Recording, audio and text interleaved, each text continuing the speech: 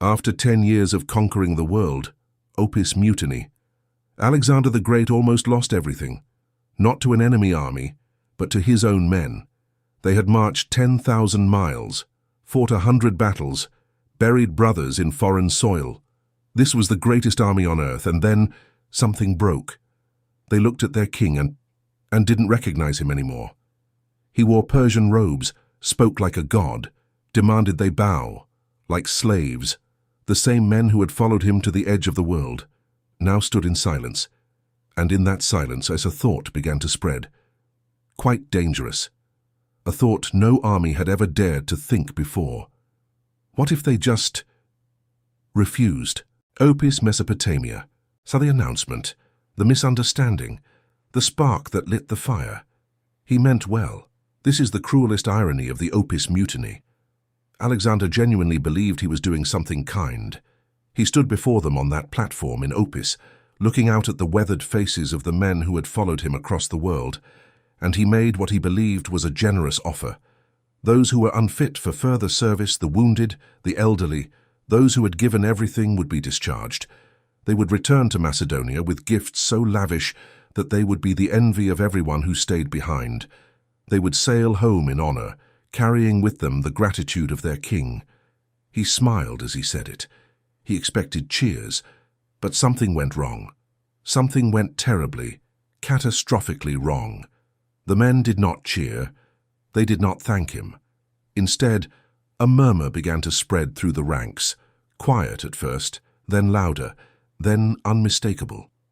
The veterans looked at each other with expressions that mixed anger and hurt and bitter recognition. They heard Alexander's words, and they understood them perfectly. He was sending them away. After everything they had done, after Issus and Gaugamela, after the Punjab and the Gedrosian desert, after 10 years of following him to the ends of the earth, he was casting them aside like worn-out tools. And why? So that he could replace them with Persians, with the successors, the young Persian recruits trained in Macedonian weapons, with the very barbarians they had spent a decade defeating. The insult cut deeper than any wound they had received in battle. But here's the question that haunts this moment. Was Alexander really replacing them, or was that simply what they heard? Think about what these men were feeling. They were not mercenaries. They were Macedonians, the king's people, his companions, his brothers in arms. In the Macedonian tradition, the army was not separate from the king. The army was the king, and the king was the army. They had believed that this bond would last forever. Now, Alexander was telling them that it would last only as long as they were useful. The veterans being sent home felt discarded, but the ones staying felt almost as betrayed. If the king could dismiss their wounded comrades today, what would stop him from dismissing them tomorrow? And who would replace them? Persians, barbarians, men who had never marched a single mile under the Macedonian sun. Alexander meant to honor his veterans. He meant to reward them. Instead, he triggered the greatest crisis of his reign. Why did this well-intentioned gesture go so wrong? The answer lies in the gap between what Alexander said and what his men heard. Alexander spoke as a king rewarding loyal subjects, but his men listened as brothers who had just been told they were no longer family. They heard him say, "You are no longer useful to me." They heard him say, "I have found new companions who will take your place." They heard him say, "Your sacrifices mean nothing. Your loyalty means nothing. You mean nothing." And in that moment, that dangerous thought that had been spreading in whispers suddenly had a voice. 40,000 voices. They didn't just think about stopping their obedience anymore. They were ready to show him what happened to a king whose army refused to follow. The murmuring grew louder. Men began to shout, not cheers, but curses. Someone screamed an insult that cut through the noise like a blade. Others took it up, and soon the entire assembly was roaring with a fury that had been building for years. Alexander stood on the platform, his face frozen in shock. He faced something he had never faced before, the unified defiance of his own army. What happened next would determine everything, and no one had any idea what was coming. The mutiny at Opis had begun. The roar of 40,000 voices, the insult that changed everything. What happened next shocked everyone who witnessed it. 40,000 soldiers, the most lethal fighting force the world had ever seen, turned on their commander. These were men who had followed Alexander across continents, who had never questioned his orders, who had charged into certain death simply because he asked them to. Now they stood before him in open rebellion, their faces contorted with rage. The shouting grew into a roar. And then, rising above the chaos, came the cry that would echo through history. "Discharge us all! Take your father on the expedition!" To modern ears, this might sound like simple mockery, but to the Macedonians it was the deepest possible insult. They were referring to Alexander's claim that the god Zeus Ammon was his true father, a claim that many of them had accepted as part of their king's growing divinity. Now they threw it back in his face. "Take your father on the expedition." Translation: You claim to be the son of a god? Fine. Let that god fight your battles for you. We're done. Translation: You think you don't need us? Go ahead. See how far your divine father gets you without Macedonian spears. Translation: You are no longer our king. You are something we do not recognize and will not follow. But here's the mystery. Was this truly a rejection, or was it a desperate plea for him to prove them wrong? The psychology of this moment is almost impossible to overstate. For a decade, these men had treated Alexander as something more than human. They had watched him charge into battle ahead of them, taking wounds that would have killed ordinary men. They had come to believe that he really was touched by the divine. Now they saw him differently. Now they saw a man who had forgotten them, who had replaced them, who had become the very thing they had spent their lives fighting against. The Persians had always seemed alien, soft, decadent, ruled by a distant king who never bled beside his soldiers. And now Alexander had become exactly that. But here is the mystery that historians still debate. Was this truly a mutiny, or was it something more complicated? This was not about strategy or exhaustion. This was about identity, about belonging, about the fundamental bond between a king and his people. The men were not refusing to fight. They were refusing to be discarded. They were saying, "You cannot simply replace us. You cannot pretend that 10 years of blood and sacrifice mean nothing." And Alexander, standing on that platform with the roar of 40,000 angry soldiers in his ears, had to make a choice. He could retreat, apologize, try to calm them with promises. He could admit that he had made a mistake. But Alexander had never retreated from anything in his life. The man who had charged into the Persian cavalry at Granicus was not about to back down from his own soldiers. What happened in the next moments would determine whether the empire survived or shattered. And no one, not even Alexander, knew what was coming. The leap, the finger, the blood. Alexander did not plead. He did not negotiate. He did not even speak. He moved. Leaping from the platform with the speed of a striking snake, Alexander landed among his elite bodyguards, the hypaspists. But he did not seek their protection. Instead, he pointed. His finger stabbed toward the crowd, picking out face after face. That one, and that one. The hypaspists moved without hesitation, pushing through the stunned soldiers to seize the men Alexander had identified. 13 in all, the ringleaders, the loudest voices, the ones who had shouted the insult about his father. The crowd fell silent. In the space of a heartbeat, the roar of 40,000 angry soldiers became a vacuum of stunned disbelief. They had seen Alexander angry before. They had seen him do terrible things in battle. But this was different. This was cold. This was calculated. This was the look of a king who would not be challenged. The 13 were dragged before the assembly. Alexander gave a single order: execute them. And they were executed, on the spot, in front of their comrades, their friends, their brothers in arms. The silence that followed was more terrifying than any battle cry. 40,000 men stood frozen, watching the bodies of their companions sprawled in the dust. These were not enemies. These were Macedonians, men who had marched beside them, fought beside them, bled beside them. And Alexander had killed them as casually as if they had been traitors. What went through the minds of those soldiers in that moment? Fear, certainly. But also something deeper, a dawning realization that the man they faced was not the Alexander they had followed, that Alexander would have argued, persuaded, perhaps even wept with them, This Alexander killed.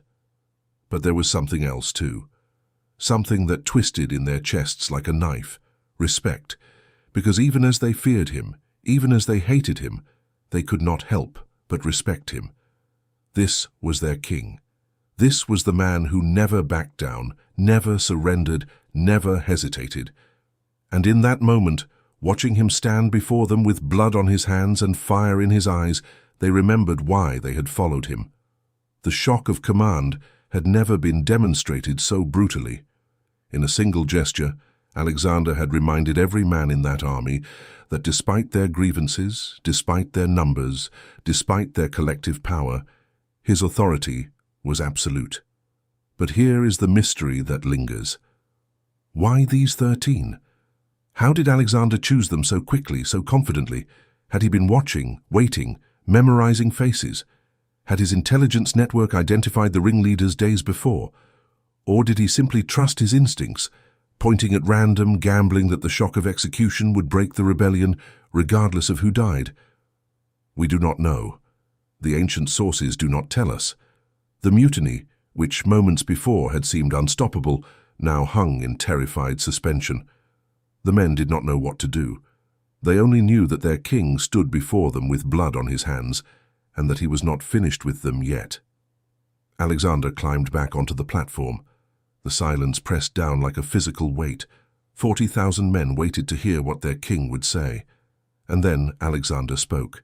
What he said would change everything. The words that cut deeper than swords. When Alexander finally spoke, his voice carried across the silent assembly with terrifying clarity. But what he said was not what anyone expected. He did not threaten them. He did not promise revenge. Instead, he began to speak about his father. Let me begin with my father, Philip. When he found you, you were wandering about without resources, many of you clothed in sheepskins and pasturing small flocks in the mountains. The words landed like stones in still water. The soldiers knew this history. Macedonia before Philip had been a backward kingdom, poor and weak. Philip had changed all that. Philip had turned them from slaves into rulers. Such were the achievements of my father, Alexander continued, great, and yet small in comparison with my own. And then he began to list what he had done for them. He had opened the Hellespont and defeated the Persian satraps. He had given them Ionia and Aeolis, both Phrygias and Lydia. Egypt and Cyrene had fallen without a fight. Kole, Syria, Palestine, Mesopotamia, all theirs. Babylonia, Bactria, Elam, theirs. The wealth of Lydia, the treasures of Persia, the riches of India, all theirs. You are satraps, Alexander told them. You are generals, you are captains. And then came the devastating blow, the words that cut deeper than any sword. As for me, what do I have left from all these labors? Merely this purple cloak and a diadem. In that moment, something shifted. The men who had been ready to tear him apart suddenly saw themselves through his eyes. The psychological warfare embedded in this speech is almost too sophisticated to believe. Alexander had just executed 13 men. He stood before an army that had been screaming for his blood, and instead of bargaining, instead of threatening, he made himself the victim. He had given them everything. He had poured out his life to make them rich and powerful. And what had he gotten in return? A cloak, a crown, the empty trappings of kingship, while they enjoyed the real rewards of conquest. Was it true? Of course not. Alexander possessed wealth beyond measure, but truth was not the point. The point was to make them see themselves through his eyes, to realize that their grievances were nothing compared to his sacrifice. He isolated himself completely. He stood alone on that platform, the king who had given everything and received nothing. He played the ultimate victim, and in doing so, he turned their anger back on themselves. What could they say? That they had suffered too. He had suffered more. That they had bled. He had bled first. That they deserved better. He had given them everything. The speech was a rhetorical masterpiece. It was a test. Alexander had drawn a line in the sand, and now he waited to see who would cross it. When he finished, he leapt down from the platform and walked away. He did not wait for their response. He did not ask for their loyalty. He simply turned his back on 40,000 men and retreated to his tent, leaving them standing in stunned silence. And for 2 days they wondered. For 2 days no one knew if they still had a king. 2 days. 40,000 men. One question. What comes next? For 2 days Alexander refused to see anyone. He stayed in his royal tent, the flaps closed tight against the world. He neglected his bodily needs, eating little, drinking less, speaking to no one. The companions who had followed him for years were turned away. His closest friends, his most trusted generals, none were permitted to enter. The silence was more terrifying than any outburst. Outside the tent, the Macedonian army waited in agonizing uncertainty. What was he thinking? Was he broken by their betrayal? Was he planning revenge? Was he sick? Was he dying? The rumors spread like wildfire. Some said Alexander had given up, that the mutiny had finally broken his spirit. Others said he was plotting a massacre, waiting for reinforcements so he could destroy the very army that had built his empire. Still others whispered that the gods had taken him. But here's the truth that no one wanted to admit. They had no idea what was happening inside that tent. The mystery of those 2 days has never been solved. We have only the barest records. Alexander refused to see anyone, and the rest is speculation. But the psychological impact on the army must have been devastating.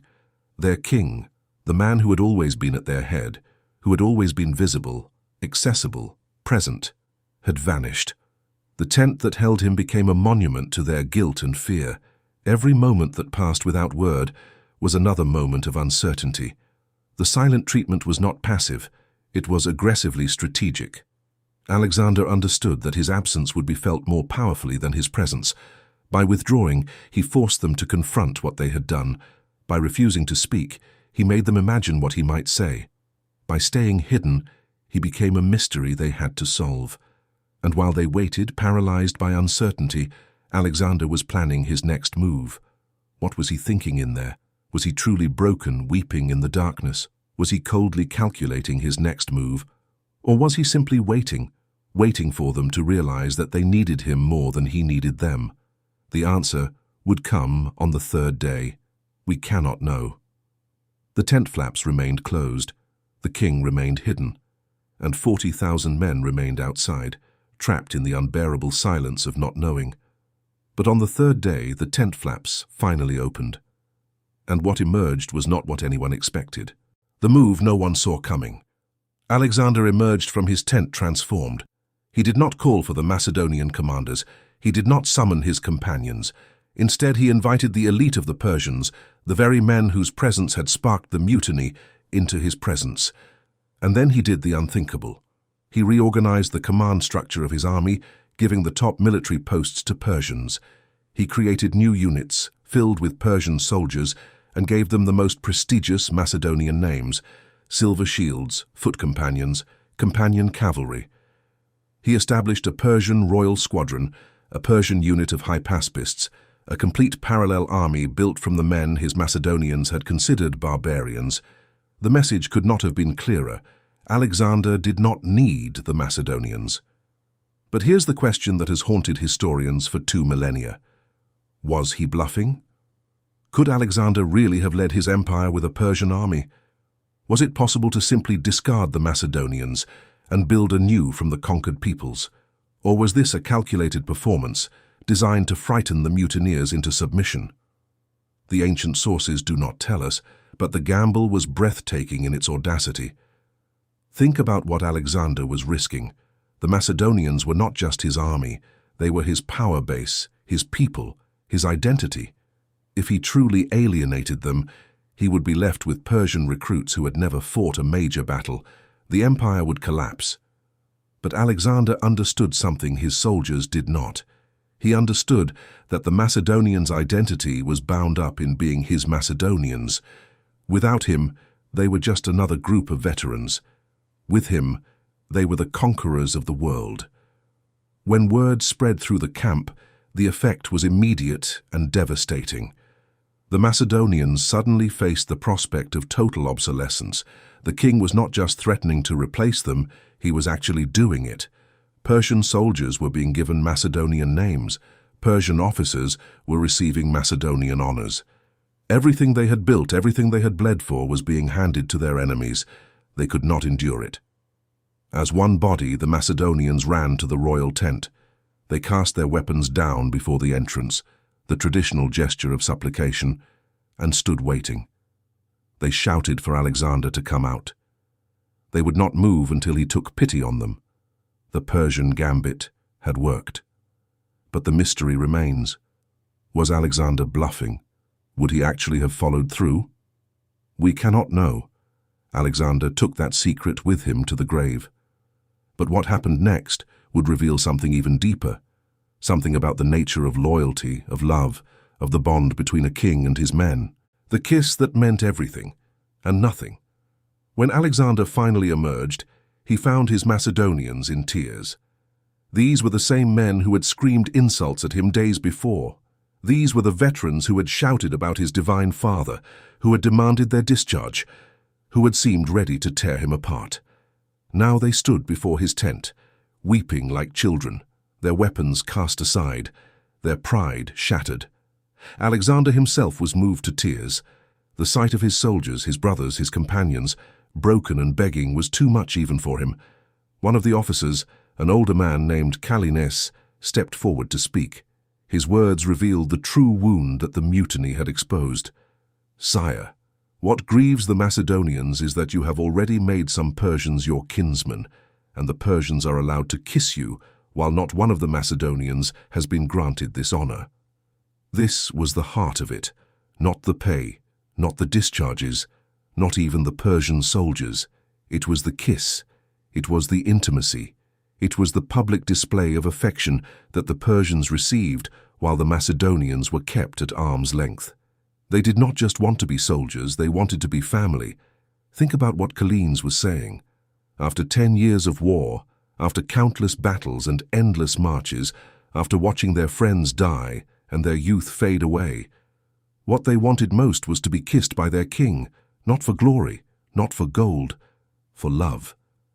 Alexander understood immediately. Without hesitation, he spoke the words that would heal the breach. "I make you all my kinsmen, and henceforward that shall be your title." Kalines stepped forward and kissed him. Then another and another, until all the Macedonians who wished had received the kiss of kinship from their king. To celebrate, Alexander held a vast banquet. 9,000 guests attended. He arranged them carefully. Macedonians around him, Persians next to them. He and his closest companions drew wine from a single bowl and poured the same libations. He prayed for harmony and partnership in rule between Macedonians and Persians. The image is powerful. 9,000 people sharing wine, pouring libations, singing together. Greeks and Persians, conquerors and conquered, united under one king. But here is the mystery that lingers. Was this a genuine reunion or a cold political solution? The sources tell us that Alexander wept. They tell us the Macedonians wept. They tell us that kisses were exchanged and songs were sung. But they do not tell us what anyone really felt. Did the Macedonians truly forgive Alexander for executing their comrades? Did Alexander truly forgive them for mutinying? Or was this simply a performance? The banquet itself, with its careful seating arrangements and its prayer for harmony, has an unsettling quality. It is too perfect, too staged. Alexander is not just celebrating reconciliation. He is creating a symbol, a monument to an ideal that may not actually exist. And indeed, the harmony would prove to be an illusion. What remains? What haunts? What we will never know. The veterans who were sent home did sail for Macedonia, carrying their gifts and their memories. But their return was not the happy homecoming Alexander had imagined. They arrived in a kingdom that had changed, a kingdom ruled by Alexander's absent presence, waiting for a king who might never return. These veterans became a source of instability, watching from afar as their king married Persian princesses and seemed to slip further from his Macedonian roots. They lived long enough to see his death, and long enough to watch the empire shatter into pieces. The unity that Alexander forced at Opis did not survive him. Within a year of his death, the wars of the successors began. Bloody conflicts between his generals that would last for decades and tear his empire apart.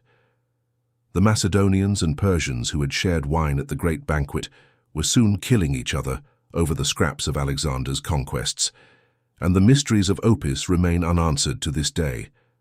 Was Alexander bluffing with his Persian gambit? Some historians believe he would have followed through. Others argue that he knew his men too well and was simply playing a role. What was Alexander's true intent with his Persian policies? Was he going native, or was he pursuing a calculated strategy to rule his vast empire? The evidence can be read either way. Did the reconciliation at Opis represent genuine healing, or was it merely a pause in the conflict? The speed with which the empire fragmented after Alexander's death suggests that the underlying tensions were never truly resolved. And perhaps the deepest mystery of all: if the army had permanently broken with Alexander at Opis, would his empire have collapsed a year earlier? Was the mutiny the first crack in the foundation, the moment when the command truly began to fail? That dangerous thought that had spread through the ranks, what if they stopped obeying him, never truly died. It simply went underground, waiting for the moment when Alexander was gone. And when that moment came, the obedience that had built an empire became the ambition that destroyed it. We cannot know what was in Alexander's heart, or in the hearts of his soldiers. That mystery remains sealed in the past. What we do know is that when Alexander died in Babylon just over a year later, his empire died with him. The unity he had forced at Opis shattered almost immediately. The harmony he had prayed for proved to be an illusion. The Opis Mutiny was a victory for Alexander. He won. He kept his army. He preserved his command. But the seeds of destruction were sown in that moment of reconciliation. The Macedonians returned to their king, but something had changed. They had seen that they could be replaced. They had learned that their bond with Alexander was conditional, not eternal, and when he died, they had no reason to preserve what he had built. The mysteries of loyalty and power remain. Why do men follow? Why do they rebel? Why do they return to the leader who betrayed them? These questions have no easy answers, but perhaps that is the point. History is not a puzzle to be solved, but a mystery to be contemplated. And the Opis Mutiny, with its executions and speeches, its silences and reconciliations, its kisses and its tears, remains one of the greatest mysteries of the ancient world. The king in his tent, the soldiers with their tears, the kiss of kinship that meant everything and nothing, the empire that crumbled to dust. And that dangerous thought, the one that began in whispers at Opis, echoes still across the centuries. What if they stopped obeying him? Some mysteries, perhaps, are meant to remain unsolved. If you enjoy unraveling war mysteries with us, hit that like button and subscribe to Chronicles of Command for more untold stories from the front lines.